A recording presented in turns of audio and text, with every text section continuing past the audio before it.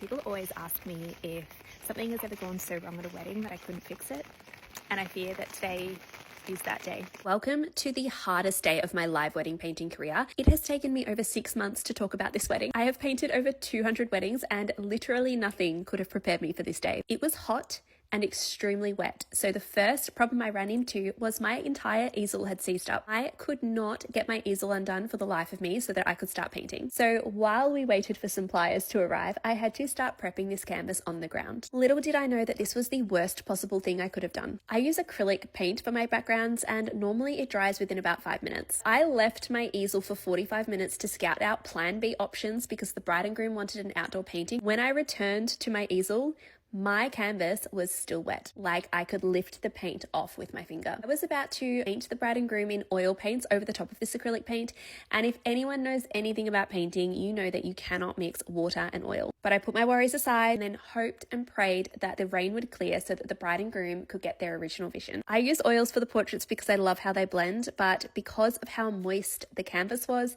every time I tried to blend anything on this canvas, it was lifting the paint off the canvas. So I was essentially undoing all the work that I was doing as I was doing it. I literally felt like I was stuck in a nightmare at this point, and it sucked because the wedding itself was so incredible. The guests were absolutely amazing, and the bride and groom, I will never forget. They were so kind and so generous, and I felt so bad that this was happening at their wedding.